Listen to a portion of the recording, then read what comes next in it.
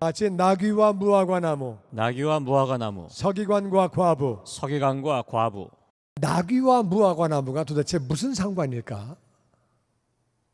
서기관과 과부가 무슨 상관이 있을까? 성경은 교묘하게 대조를 하면서 비교하세요. 어떻게 비교하는 건지 오늘 은혜를 나누기 원합니다. 마가복음 11장, 우리 성경을 펴시고 마가복음 11장은 신약 성경 제 성경으로 73페이지입니다. 1절부터 같이 읽어보겠습니다. 시작. 그들이 예루살렘에 가까이 와서 감람산 벳바게와 베다니에 이르렀을 때 예수께서 제자들 중 둘을 보내시며 이르시되 너희 맞은편 마을로 가라. 그리로 들어가면 곧 아직 아무도 타보지 않은 나귀 새끼가 메어 있는 것을 보리니 풀어 끌어오라. 아멘. 예수님과 제자들이 예루살렘 가까이 오셨는데 이제 예루살렘에 가시면 예수님이 돌아가시는 거예요. 그러니까 돌아가시기 전에 마지막으로 예루살렘 가까이 왔을 때 감람산 벳바게, 이스라엘에는 벳바게가 엄청 많아요. 경기도 광주, 전라도 광주 있듯이 벳바게가 많아서 감람산 벳바게는 감람산 근처에 있는 벳바게예요. 왜 벳바게가 많으냐? 그건 나중에 설명해 드릴게요. 하여튼 벳바게가 엄청 많은데 그 벳바게를 다른 말로 베단이라고 불러요. 이름이 그렇게 이제 부르는데 그 근처까지 오셨을 때에 예수님이 제자들 두 사람을 보냅니다. 너희들 저 맞은편에 마을 보이지? 절로 가. 거기 가면 아직 한 사람도 타보지 않은 나귀 새끼가 있다. 나귀가 자라면 사람이 타는데 아직도 안 타본, 그러니까 이제 막 자라서 이제 아마 청소년기에 해당되는 틴에이저 같은 그런 나귀 새끼가 매여 있는 것을 볼 텐데 그거를 풀어가지고 와라 말씀하시는 거예요. 저 황당한 명령이죠. 남의 동네 가서 나귀를 풀어가지고 오래요. 그 잘못 걸리면 얻어맞는 일이고 그거 봉변 당하는 일이에요. 도둑놈 아니야? 뭐 하는 놈들이야?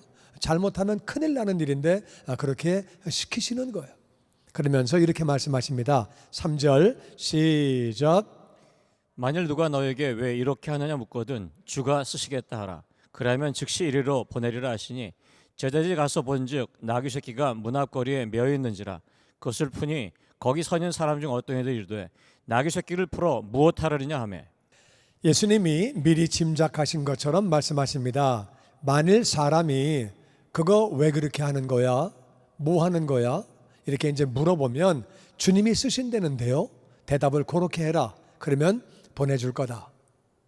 근데 제자들이 순종했어요. 제자들이 뭐가 중요한 거냐? 일반적인 사람 같으면 아니 갔다가 푸는데 너 뭐 하는 거야? 주님이 쓰신다는데요. 이게 무슨 햇소리하고 앉았어? 그 잘못하면 우리 경찰서 끌려가는데요. 도둑놈 되는데요. 죄 시키시죠. 왜 날 시키세요? 뭐 그렇게 안 하고 그냥 순종하는 거예요. 그러니까 주님의 제자는 특징이 뭐냐? 부족하더라도 순종하는 사람들이에요. 그래서 결국 제자가 되고 놀랍게 쓰임 받은 거예요. 순종하는 거예요. 주님이 가라고 하시니까 가는 거예요. 진짜 가보니까 나귀 새끼가 문 앞에 매여 있는 거예요. 그래가지고 그것을 시키신 대로 풀렀어요. 아니나 다를까? 그 뭐 하는 일이에요? 남의 나귀 새끼는 왜 풀러요? 뭐 하는 거예요? 진짜 주인인가? 주인 친구인가? 주인 친척인가? 누가 나와서 얘기하는 거예요. 그때 6절에 이렇게 대답합니다. 같이 읽죠. 시작. 제자들이 예수께서 이르신 대로 말하며 이에 허락하는지라. 나귀 새끼를 예수께로 끌고 와서 자기들의 겉옷을 그 위에 얹어 놓으매 예수께서 타시니 많은 사람들은 자기들의 겉옷을 또 다른 이들은 들에서 벤 나뭇가지를 길에 펴며. 제자들이 예수님이 시키신 대로 주님이 쓰신다는데요. 그러니까 가라 그러는 거예요. 얼마나 놀랬겠어요. 어떻게 이런 일이 있을까? 조금 전에 물어보기를 당신 뭐 하는 거야 지금? 그러다가 주님이 쓰신다는데요. 그냥 가려는 거예요. 엄청 놀랐을 것 같아.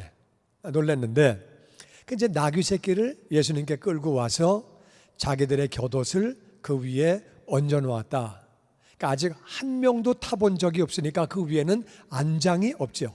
안장이 없으면 엉덩이가 백이니까 백이지 않게끔 옷을 벗어가지고 쌌다는 거예요. 그러니까 이제 한 세 사람 정도가 옷을 벗어가지고 좀 푹신하게 방석같이 쿠션같이 이렇게 이제 했겠지요. 그랬더니 다른 사람들도 예수님 앞에 좀 잘 보이고 싶어서 옷을 벗어가지고 길에 깔았다는 거예요. 양탄자 까는 식으로 길에다가 깔았다는 거예요. 어떤 사람은 옷 벗기가 좀 그런 사람은, 옷을 못 벗는 사람은 나무를 배 가져와 가지고 나무를 그 앞에 멋있게 깔았다는 거예요. 예수님을 어마어마하게 지금 환영하는 거예요. 그러면서 9절에 이렇게 합니다. 시작. 앞에서 가고 뒤에서 따르는 자들이 소리질러 호산나 찬송하리로다. 주의 이름으로 오시는 이여 찬송하리로다. 오는 우리 조상 다윗의 나라여 가장 높은 곳에서 호산나 하더라. 아멘. 아멘. 지금 그래서 앞에서, 예수님 앞에서 쫓아가고 뒤에서 따라가고 소리를 지릅니다. 호산나, save me. 우리를 구원해 주세요. 우리를 구원해 주세요. 주의 이름, 하나님의 이름으로 오시는 분, 하나님의 이름으로 오신 예수님, 찬송하리로다. 우리 조상 다윗의 나라요. 이거 왜 이렇게 된 거냐 하면은 이스라엘은 메시아를 기다렸어요. 메시아를 오랫동안 기다렸는데 왜 기다렸느냐? 이스라엘은 하나님을 불순종하다가 북이스라엘이 아수르에 멸망당했어요. 그리고 남유다도 바벨론에 멸망당했어요. 그리고 700년 넘게, 600년 넘게 그들은 아수르의 지배당하고 바벨론의 지배당하다가 페르시아의 지배를 당했어요.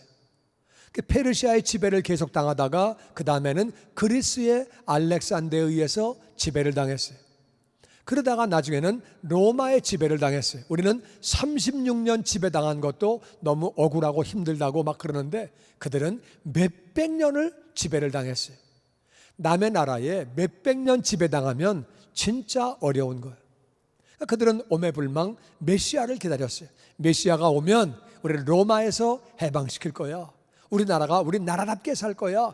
다윗 때는, 그 전까지는 좀 빌빌거리고 살다가 다윗 때는 우리나라가 다른 나라의 조공도 받고 나라답게 살았는데 이제 다윗의 나라가 이루어지나 보다. 예수님이 오셔서 우리를 로마에서 해방시키시고 우리나라를 나라답게 만드시나 보다. 그래가지고 예수님을 그렇게 환영한 거예요. 물론 그들은 구약을 보면 예수님의 모습이 두 가지 모습이 나와요. 승리하시는 모습이 나오고 고난의 모습이 나와요. 그러니까 고난의 예수님이 먼저 오셔서 십자가에서 죽으시고 그리고 부활하시고 하늘나라 가셨다가 그 다음에 승리의 예수님이, 그렇게 심판의 주님이 오시는 건데 그들이 그거를 해석을 잘못해가지고 첫 번째 오시는 분이 해방을 시켜주는 줄 알았어요. 그래가지고 예수님을 막 열렬히 환영하는 거예요. 우리를 구원해 주세요, 해방시켜 주세요, 막 환영하고 막 그렇게 이제 그렇게 난리를 치는 것. 그들의 생각이 이루어지지 않을 때 그들은 결국에 예수님을 못 박으라고, 죽이라고 이제 그렇게 하게 되죠. 그런데 하여튼 오늘 지금 그들이 예수님에게 또 많은 기적을 보고 놀라운 것을 체험하고 예수님을 막 환영하는 거예요. 호산나 호산나 막 난리를 치고 이제 이렇게 하는데, 나귀는 예수님을 지금 태우고 오잖아요.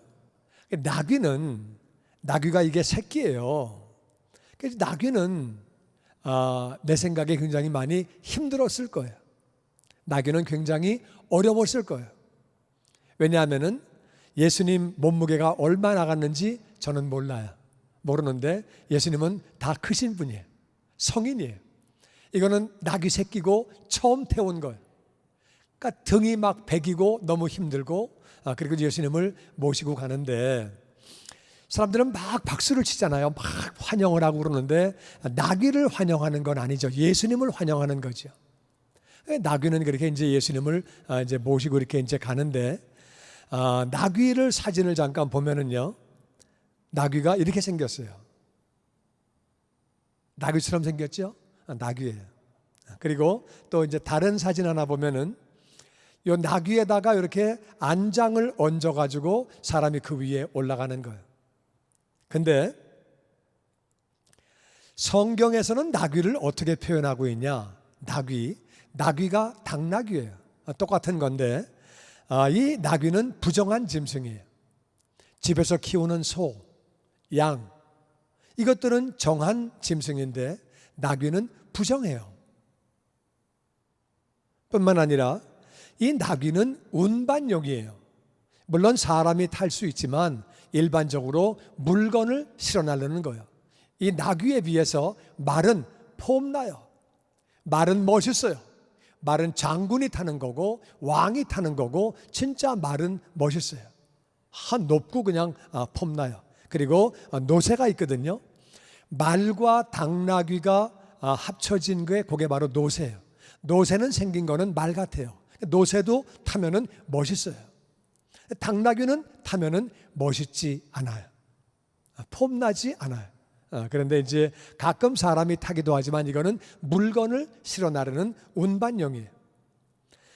성경에 보면은 발람이 잘못된 일을 할 때 발람에게 그렇게 나귀가 말을 해요. 심지어 나귀가 말을 했다고 그렇게 말해요. 그건 이렇게 나귀를 높이는 게 아니라 심지어 나귀도 말을 했다고 그렇게 말하고 있어요. 삼손이 나귀 턱뼈를 잡고서 블레셋 사람을 1000명을 죽였다고 그랬어요. 이거는 나귀 턱뼈가 능력이 있는 게 아니라 그 별 볼 일 없는 나귀 턱뼈를 붙잡고도 1000명이나 죽였다. 하나님이 역사하셨다고 그렇게 기록하고 있죠. 뿐만 아니라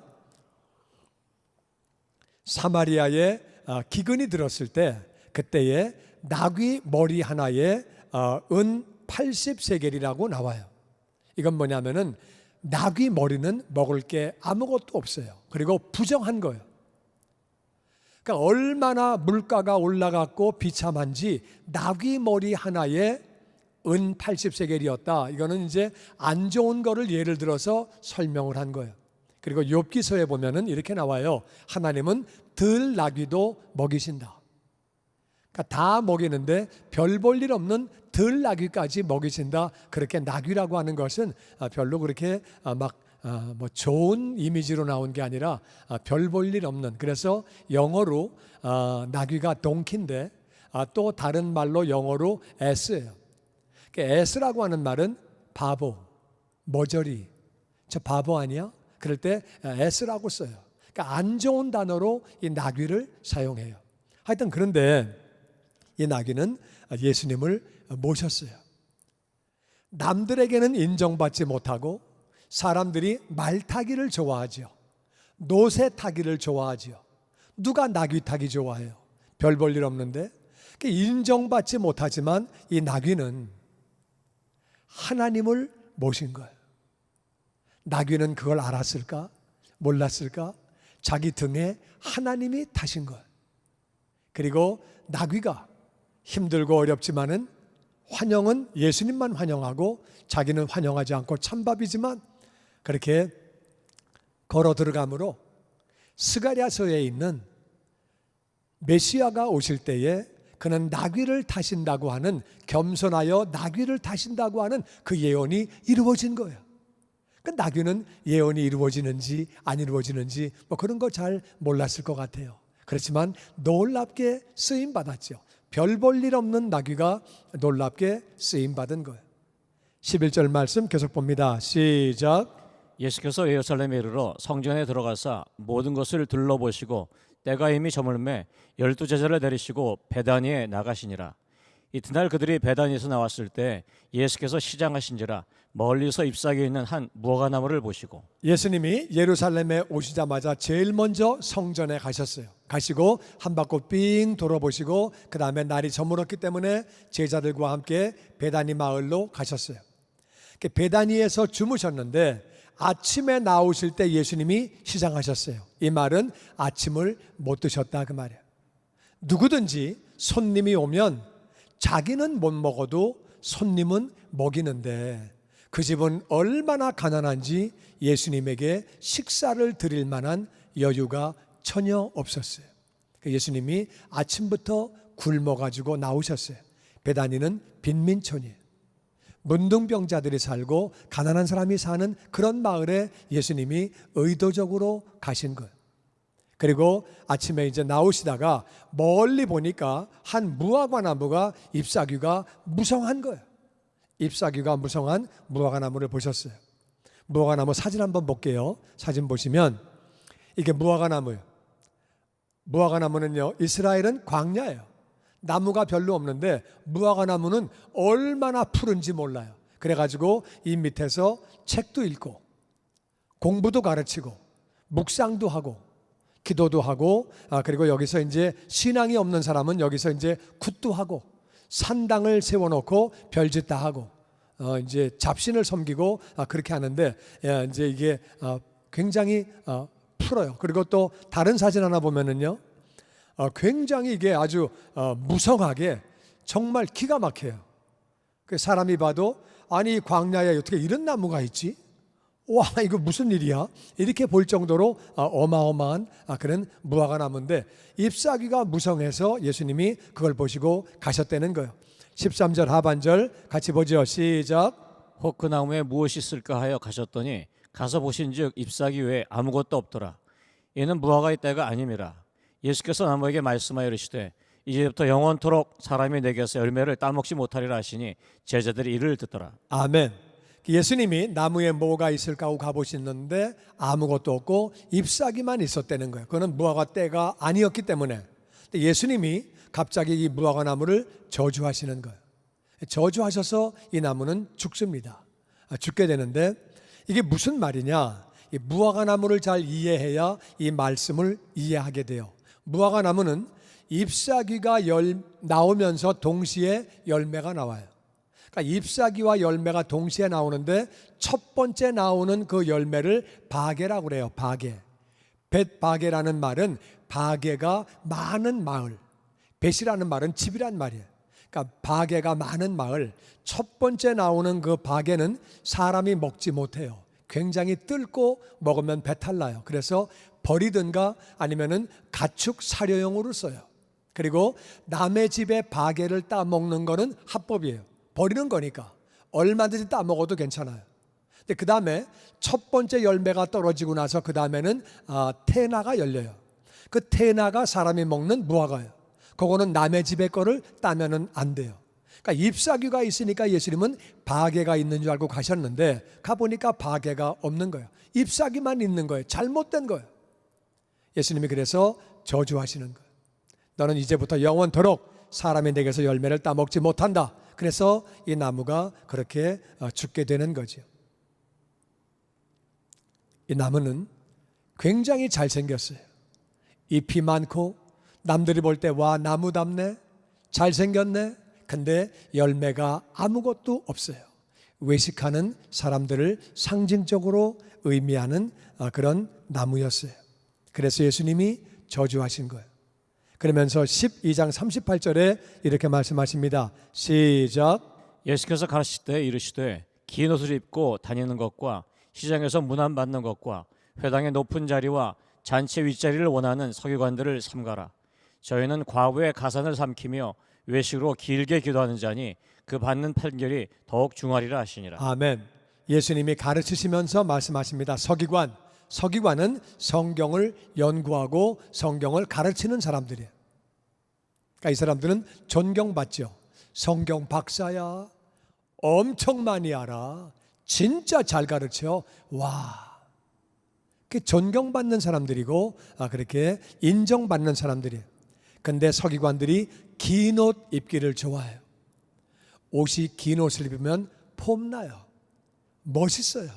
그래가지고 더 자기가 좀 잘 보이려고 긴 옷을 입는 거예요. 그리고 시장에 가서 사람들에게 인사받기를 좋아해요.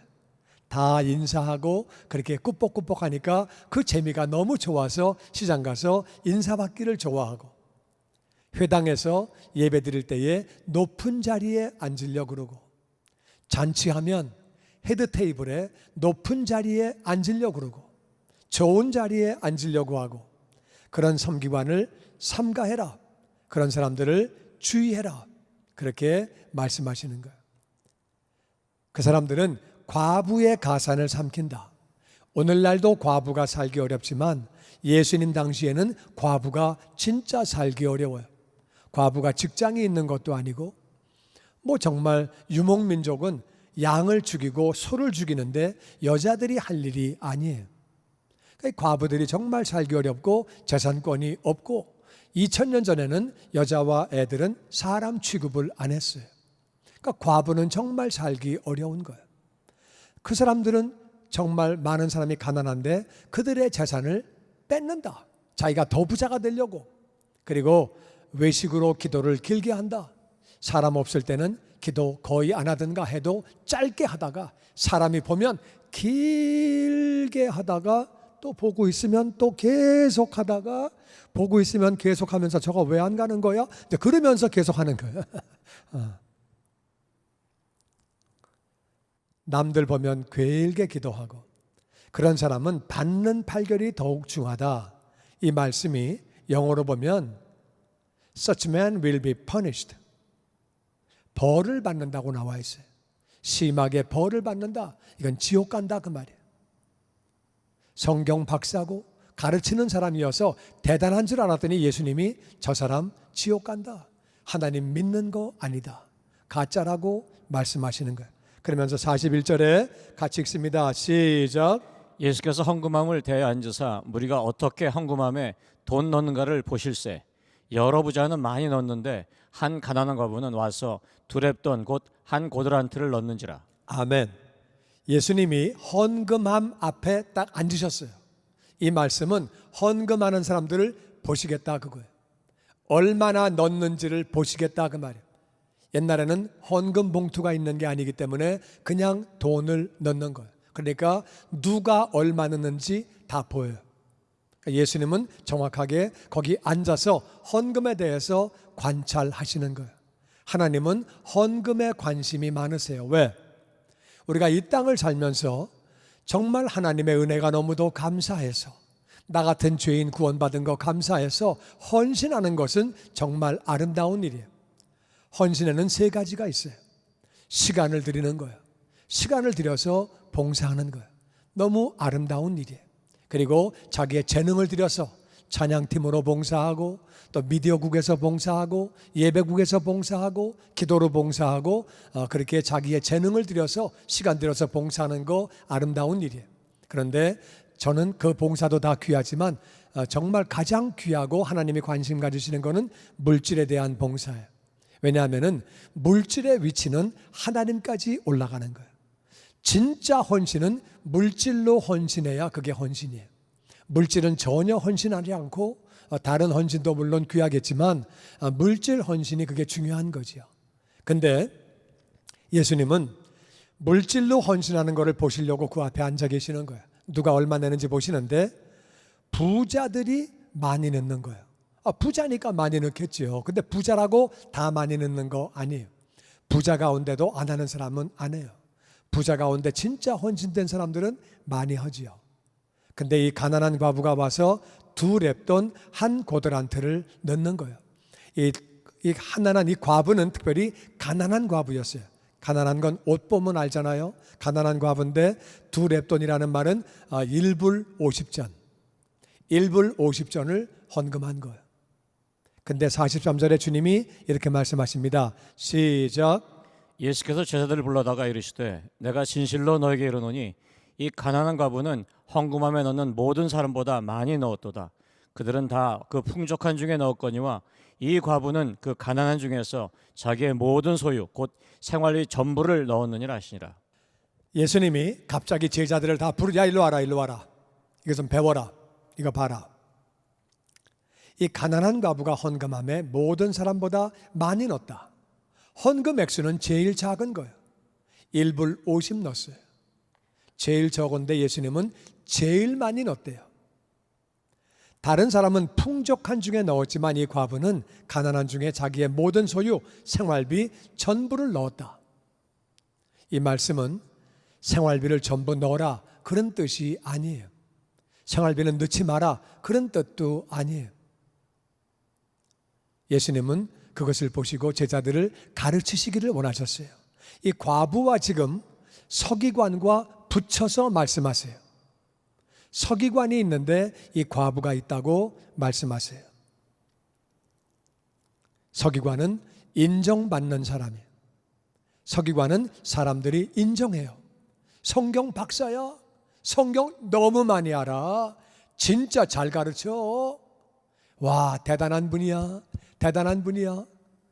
그런데 그런 분들이 더 많이 인정받으려고 긴 옷을 입고 다닌다는 거예요. 멋있게 보이려고, 폼나게 보이려고. 그리고 높은 자리에 앉는다는 거예요. 잔치에서도 회당에서도 높은 자리에 앉으려고 그러고, 탐욕이 얼마나 많은지.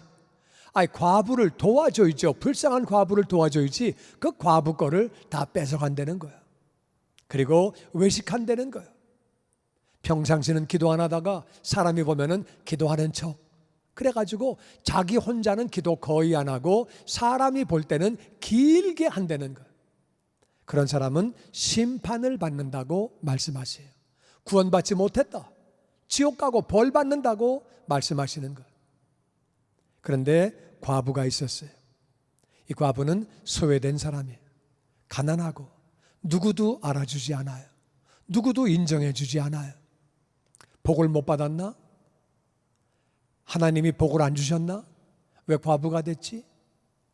왜 저렇게 가난하지? 남들이 인정 안 해주는 사람이에요.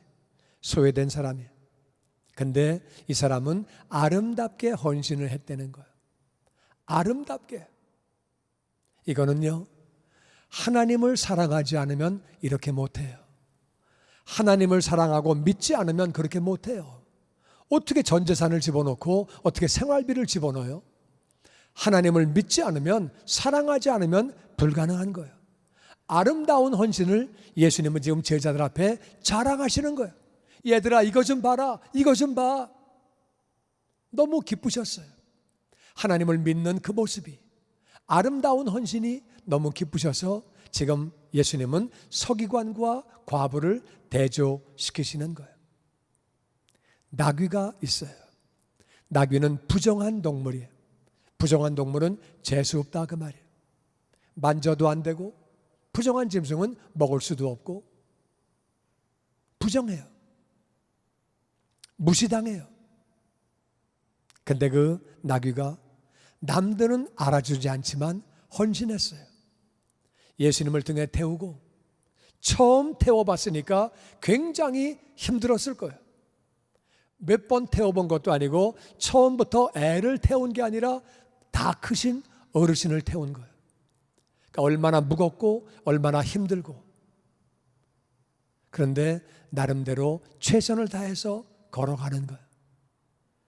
아무도 나귀에게는 관심이 없어요. 나귀 잘생겼네, 나귀 수고하네, 야 너 진짜 수고한다. 아무도 그런 말 안 하고 다 관심은 예수님께만 가 있어요. 아무도 나귀는 알아주지 않아요. 그런데 나귀는 자기 등에 하나님을 태운 거예요. 자기로 말미암아 스가랴에 있는 그 말씀이 이루어져서 메시아가 되시는 거예요. 나귀는 그 사실을 아마 몰랐을 거예요. 말씀 예언이 이루어지고 있는 것을 몰랐을 거예요. 무화과 나무가 있습니다. 무화과 나무는 화려해요. 모든 사람이 그 밑에 가서 쉬기를 원하고, 공부도 하고 성경도 읽고 묵상도 하고, 신앙생활 잘 못하는 사람은 거기서 굿도 하고 별짓 다 하고 난리치지만 열매가 없었어요. 보이기에는 너무 멋있는데 열매가 없어서 예수님이 저주하셨어요. 무화과 나무와 서기관, 이 땅에서는 멋있게 보이는 거예요. 멋있게 보이는데 예수님은 저주하시고, 그리고 심판받는다고 말씀하시고, 과부는 별 볼 일 없고 무시당하는 소외층이고, 나귀도 별 볼 일 없는 짐승인데 그렇게 아름답게 쓰임받는다고 오늘 말씀은 기록하고 있습니다. 여러분, 하나님은 모든 것을 다 아시는 거예요.